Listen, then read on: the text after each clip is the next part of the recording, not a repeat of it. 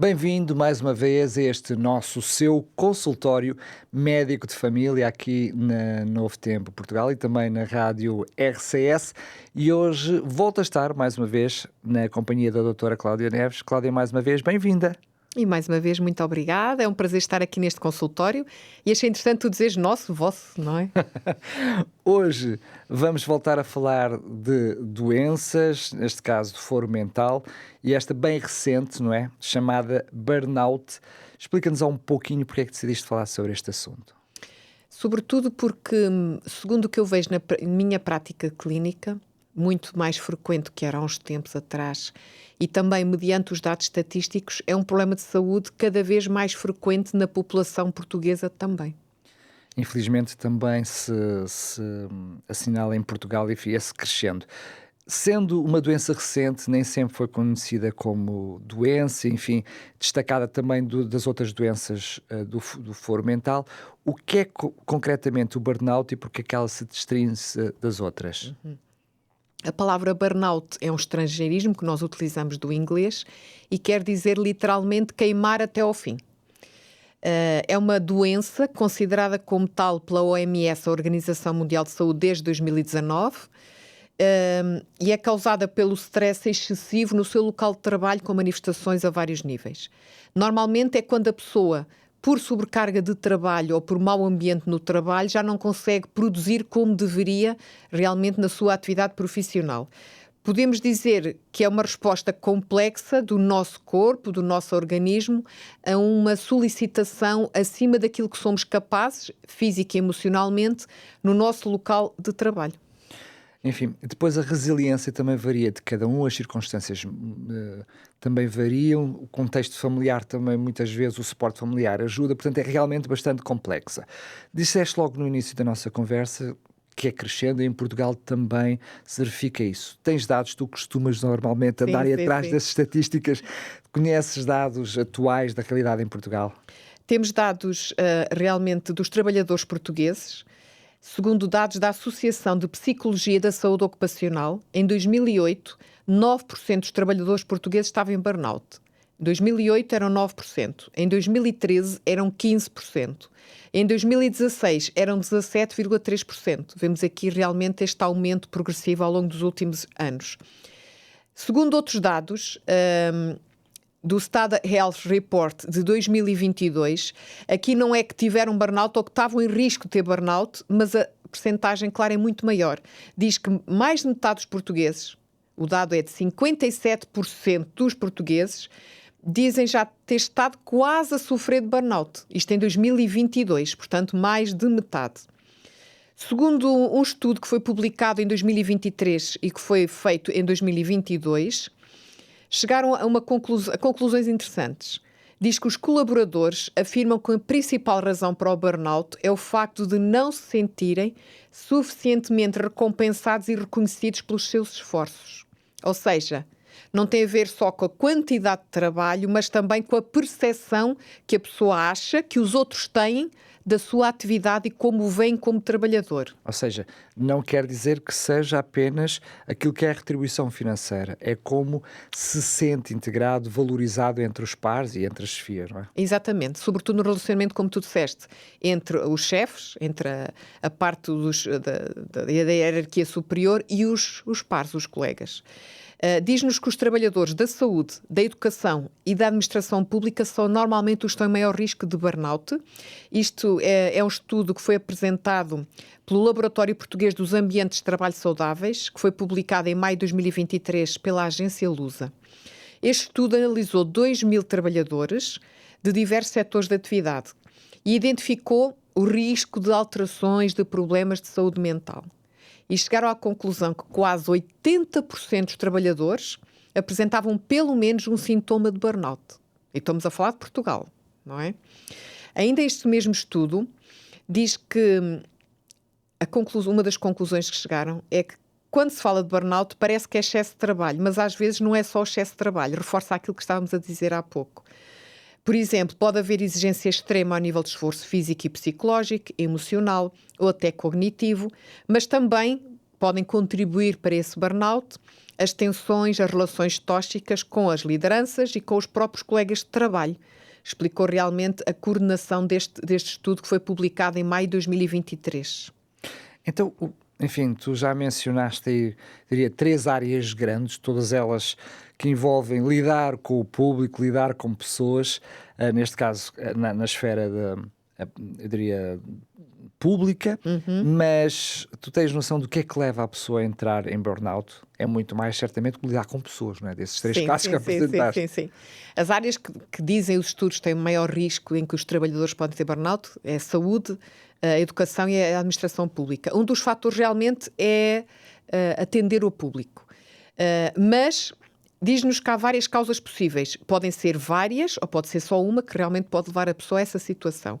A excessiva pressão de tempo para a produção do trabalho, o excesso de trabalho em si e, como já falámos há pouco, a falta de apoio, acharem que são injustiçados, falta de clareza sobre as funções e as responsabilidades no trabalho. Por isso é que é importante a comunicação. Aqui, esta terceira causa, vemos que realmente é falta de comunicação, esclarecer qual é a sua função e o que é que se espera da pessoa, quais são os objetivos. A falta disto também pode gerar burnout.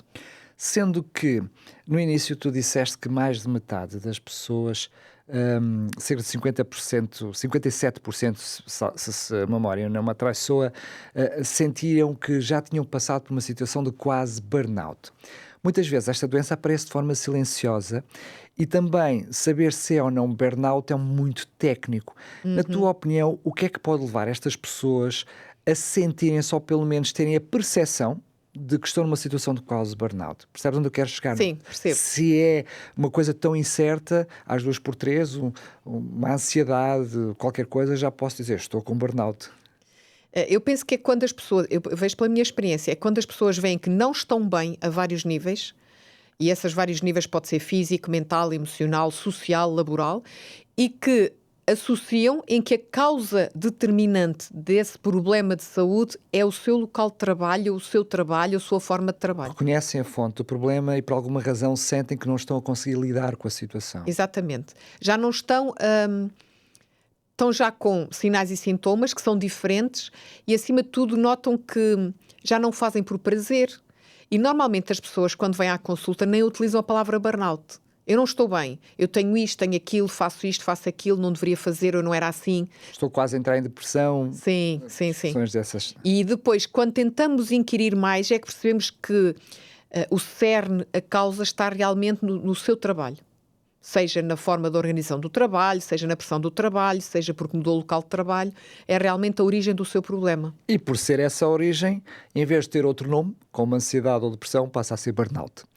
Cláudia, como falaste em sinais e sintomas, eu quero que já a seguir possamos falar sobre isso, até por quem está do outro lado, para perceber a diferença e perceber a chegada do problema poder resolver atempadamente, mas atempadamente vamos fazer um intervalozinho de apenas alguns minutinhos, alguns segundinhos e voltamos já a seguir para a segunda parte, também com uma oferta muito especial para si.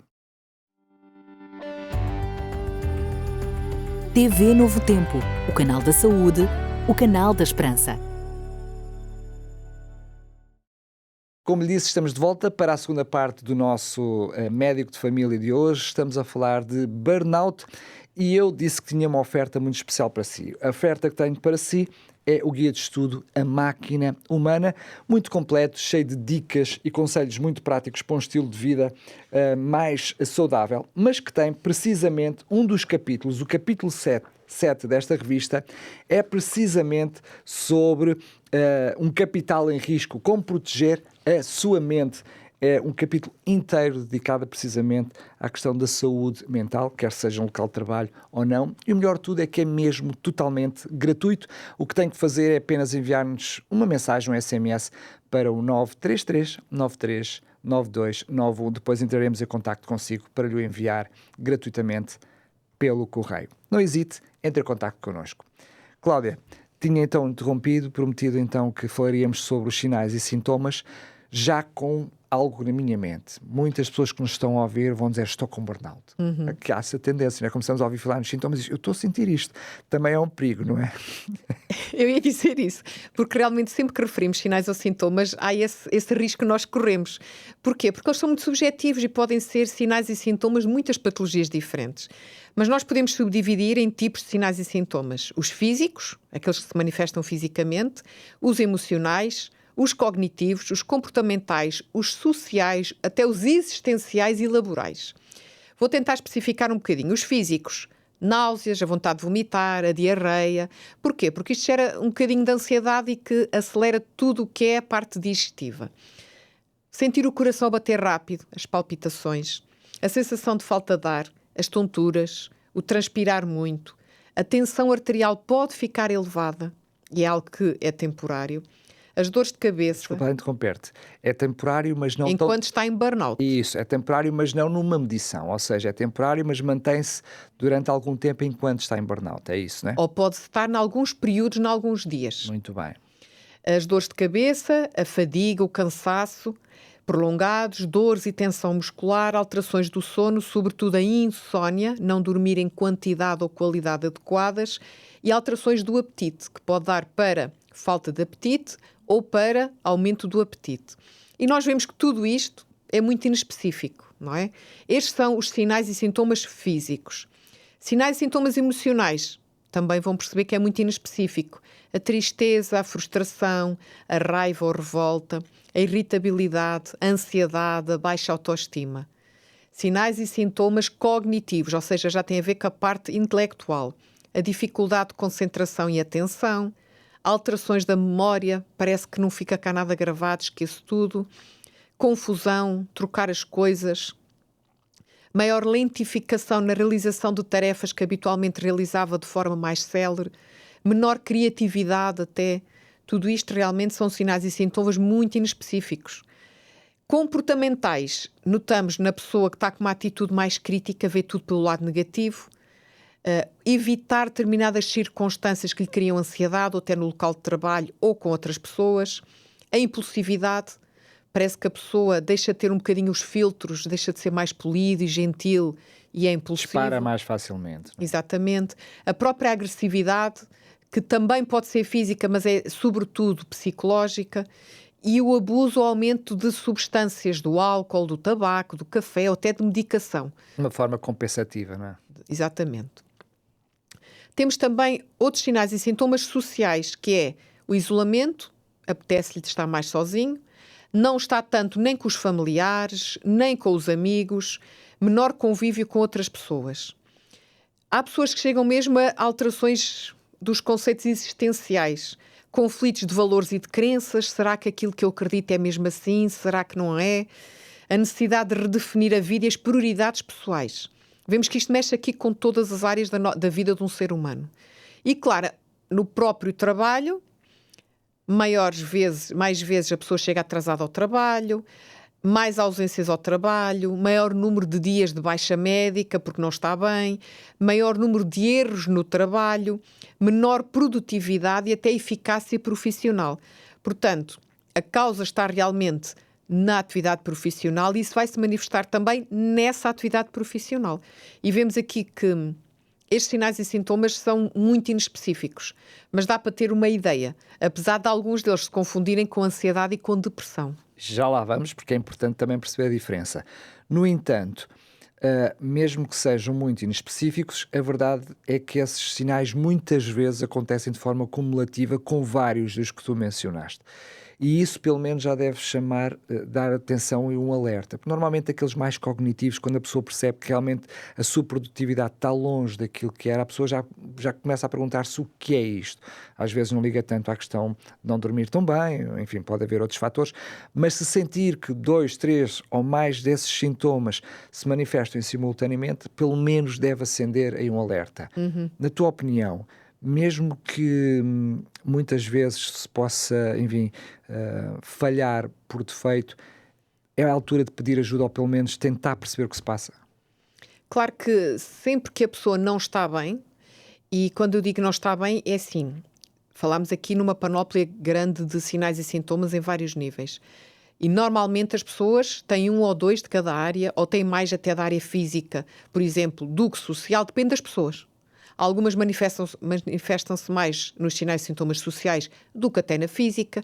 Somos todos diferentes. Mas basta a pessoa não estar bem, deve pedir ajuda. Claro que sim. Há uma questão que é, sabemos que infelizmente o nosso Sistema Nacional de Saúde, quer na saúde oral, quer na saúde mental, está um bocadinho aquém, sobretudo na questão da psicologia, não tanto na psiquiatria, mas enfim, são assuntos já mais complexos.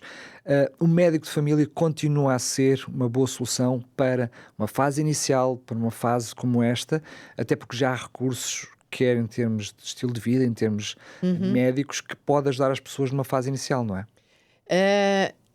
Claro que sim, é assim. Normalmente um burnout a pessoa nem tem que ir ao psiquiatra. O médico de família trata o burnout. Claro que podemos falar mais adiante quando falarmos propriamente do tratamento, mas uma das facetas importantes do tratamento é a ajuda médica. E a ajuda médica pode ser com medicação ou sem medicação. Pode ser simplesmente conversar com o médico para tentar perceber que tem este problema, porque a pessoa chega normalmente à consulta e não sabe qual é o problema. Muitas das pessoas acham simplesmente que estão com depressão. A ideia mais comum que as pessoas têm quando têm estes sinais e sintomas é estou com depressão.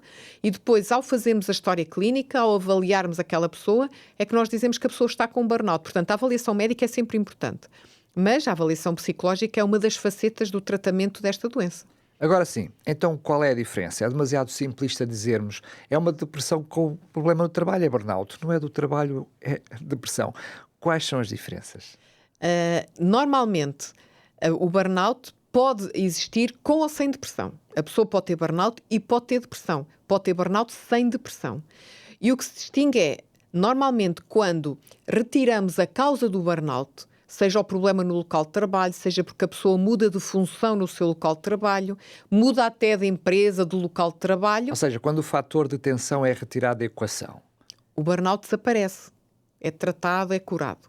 Se a pessoa está com depressão, não. Permanece mais tempo. E podemos realmente tirar o fator desencadeante e a pessoa, se estiver com depressão, ainda precisa de ajuda para realmente recuperar daquela depressão. É muito provável que a pessoa continue a estar deprimida, apesar de ter tirado ali o fator desencadeante, se a pessoa tiver depressão.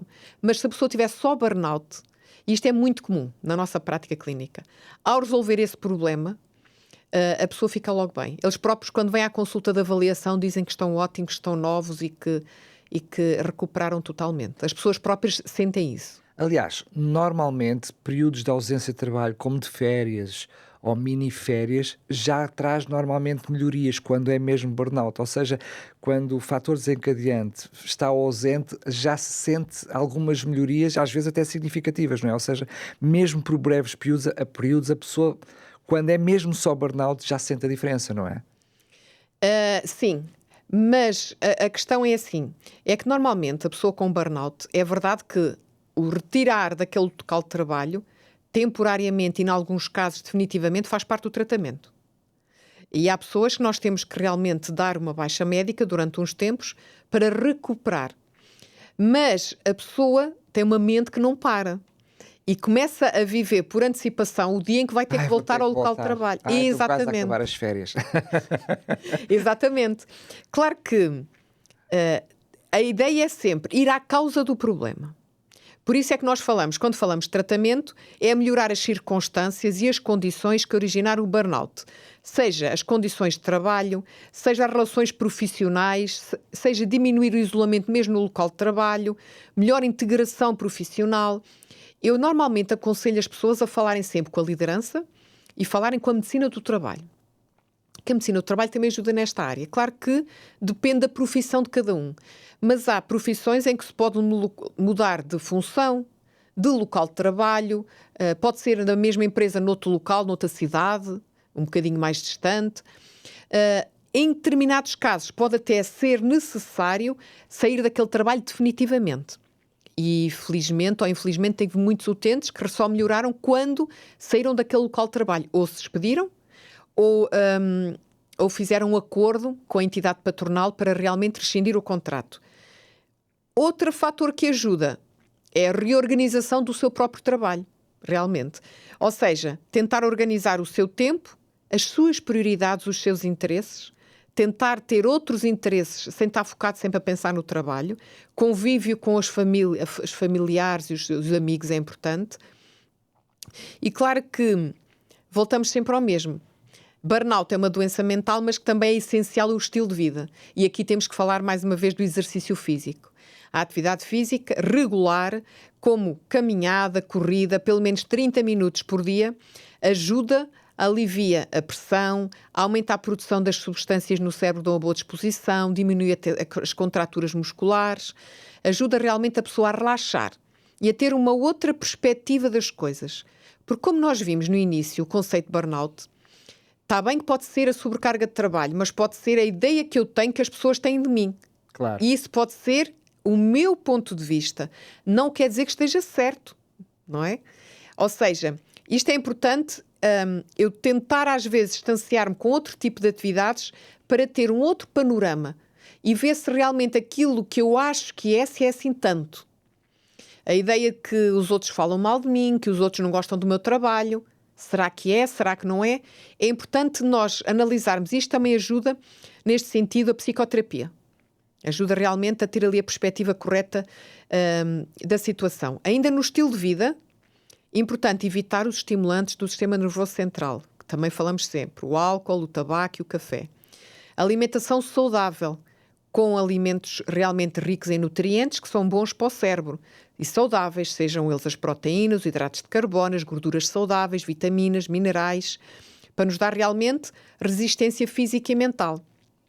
Porque quando nós somos pressionados no trabalho, imagine uma balança de 2 pratos, as balanças antigas. Se realmente a pressão aumenta, depende se deste lado estamos fortes. Se deste lado estivermos fraquinhos, vai realmente haver a sobrecarga. Mas se eu estiver forte fisicamente, emocionalmente e mentalmente, eu vou tolerar, pelo menos até determinado nível, essa pressão no trabalho. Há compensação no contexto familiar, não é? Contexto familiar, a minha saúde física, na minha alimentação, se eu durmo, se eu bebo água, se eu faço exercício físico, são as ferramentas para fortalecer a minha perspectiva, é aquilo que eu posso fazer.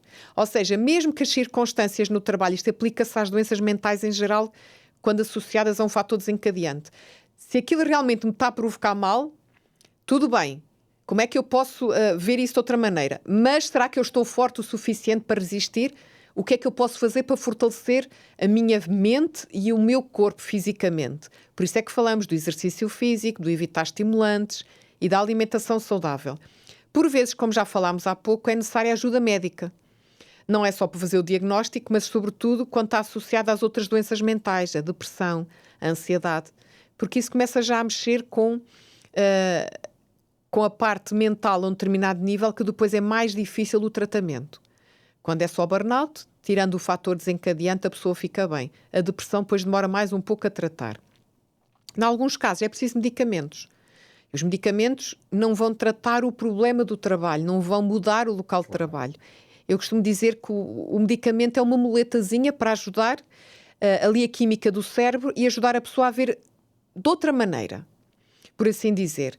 E o apoio psicológico também é importante, como já falámos, a psicoterapia, para a pessoa realmente compreender quais as razões verdadeiras que a levaram a sofrer de burnout e evitar aquilo que ela pode fazer por ela própria para evitar procedimentos semelhantes àquilo que originou. Exato. E neste sentido, é importante a ajuda com o psicólogo, além que a ajuda de outra pessoa exterior, e que às vezes nos dá uma outra perspectiva. E há situações, se calhar, que no nosso local de trabalho nós podemos fazer de outra maneira para diminuir a probabilidade desse burnout. Ou então até gerir as situações que já existem. Eu já mencionaste, a pergunta é quase desnecessária, mas mesmo assim, para deixar aqui em jeito de finalização do programa, porque muitas das questões que tu mencionaste para o tratamento estão na prevenção, claramente. Sim. Mas mesmo assim, gostarias de acrescentar mais alguma coisa? Ter pequenos objetivos na nossa vida profissional e pessoal. Atingíveis. Exatamente, claro. Execuíveis. Neste dia, o que é que eu vou fazer? Vou fazer isto, isto, isto. Claro que não vou pôr objetivos que depois é difícil de alcançar. Porque tem o efeito contrário. Vou-me sentir pressionada pelo tempo, claro. Não é? Depois, tentar fortalecer o meu eu para lidar com as adversidades, atividades de lazer com os amigos e familiares, programá-las é importante, seja semanalmente, Eu mensalmente. costumo dizer memes. Fazer atividades que saiam da rotina, por exemplo, uma vez por semana fazer uma coisa diferente. Como passear, ir comer com alguém a um restaurante, combinar atividades com amigos, familiares, jogar um jogo de tabuleiro, um grupo, por exemplo. E há aqui um conselho que eu achei muito interessante: evitar contacto com pessoas negativas. E todos nós, eu acho que conhecemos pessoas destas, que parece que vem tudo negativo. E estão-nos todos os dias a dar um discurso de que isto é mau, isto é mau, isto é mau, isto é mau. Estamos sempre a ouvir isto e influencia-nos negativamente também. E é importante conversar com alguém de confiança. E nós, acreditando em Deus, eu falo por mim, pela minha experiência pessoal, falar com Deus ajuda muito. Em oração, na nossa mente, ler a sua palavra é uma das formas de termos uma outra perspectiva da perspectiva negativa que muitas vezes nós temos. Cláudia, precisávamos muito mais tempo para abordar mais este assunto, mas te agradeço imenso, foi muito útil para si que está desse lado, antes mesmo de terminar, e até porque terminámos este Médico Família desta maneira, falando na confiança em Deus e em falar em Deus. O guia de estudo que tenho para lhe oferecer, e que, como lhe mostrei ao intervalo, tem precisamente um capítulo dedicado à saúde mental, tem também um conjunto de textos bíblicos que mostram a vontade de Deus para que tenhamos um estilo de vida saudável. E como lhe disse, o melhor de tudo é que é mesmo totalmente gratuito. Basta então enviar-nos um SMS, uma mensagem a dizer Máquina Humana para o 933 93 92 91. Dizer-lhe que o programa estará disponível em podcast, em radiorcs.pt e também no YouTube da Novo Tempo Portugal. Vamos estar de volta para o seu médico de família na próxima semana, portanto já sabe, a sua consulta está marcada. Não falte. Até lá, se Deus quiser.